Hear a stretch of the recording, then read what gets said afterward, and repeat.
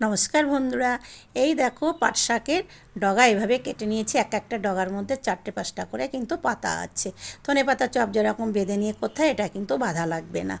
ধুয়ে রেখে দিলাম। পরিমাণ মতো বেসন নিলাম, 2 চামচ নিলাম চালের গুঁড়ো, আর নিলাম 1 চামচ কাঁচা লঙ্কার গুঁড়ো। এখানে তোমরা কাঁচা লঙ্কা বেটে দিতে পারো। 1 চামচ দিলাম মরিচের গুঁড়ো, হাফ চামচ করে আদা রসুনের পেস্ট দিলাম, আর দিলাম পরিমাণ মতো লবণ আর হলুদ, সামান্য একটু চিনি দিলাম। চামচ দিয়ে ভালো করে একটু মিশিয়ে নেব সব জিনিসগুলো। তারপরে অল্প জল দিলাম, জল দিয়েও এটা ভালো করে একটু মিশিয়ে নেব। মিশিয়ে নেওয়ার পরে হাত দিয়ে ভালো করে ফেটিয়ে নেব।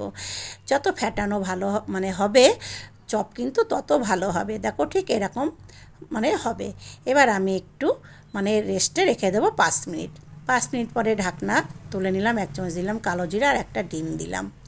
ডিম দিয়ে এটা ভালো করে ফেটিয়ে নেব। কড়াই বসিয়ে দিয়েছি, তেল গরম হয়ে গেছে, সাদা তেল। এখানে 2 চামচ মতো তেল দেবো। তেলটা দিলে চপটা আরও বেশি মুচমুচে হবে। তেলটা দিয়ে ভালো করে মিশিয়ে নিলাম।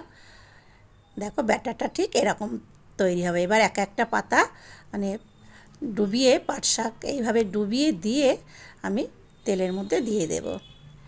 ঠিক এইভাবে কিন্তু দিতে হবে। প্রথমে একটা দিলাম। গ্যাসটা কিন্তু বন্ধুরা সিম করে ভাজতে হবে। গ্যাসটা সিম করে ভাজলে ভাজাটা খুব ভালো হবে। আর যদি গ্যাসটা হাই ফ্লেমে দেওয়া হয় তাহলে কিন্তু উপরটা পুড়ে যাবে, ভিতরটা কাঁচা থাকবে। আমার এটা ভাজা হয়ে গেছে, তুলে নিলাম। আর যেগুলো আছে ঠিক একইভাবে এইভাবে সব আমি ভেজে নেব। মোট আমি 12টা চপ করেছি। তারপর সবগুলো ভাজা হয়ে গেছে, কি সুন্দর কালার এসছে। তারপরে ঠান্ডা হয়ে গেলে বন্ধু এখানে বিট লবণ ছড়িয়ে দিলাম খাওয়ার আগে। এটা ডালের সাথেও খাওয়া যাবে, মুড়ির সাথেও খাওয়া যাবে। আমি আজকে পাট শাক ভাজা আর এই দিয়ে খাবো। একবার হলো তোমরা এইভাবে রান্না করে খেয়ে দেখো, এত টেস্টি হয়েছিল বন্ধুরা।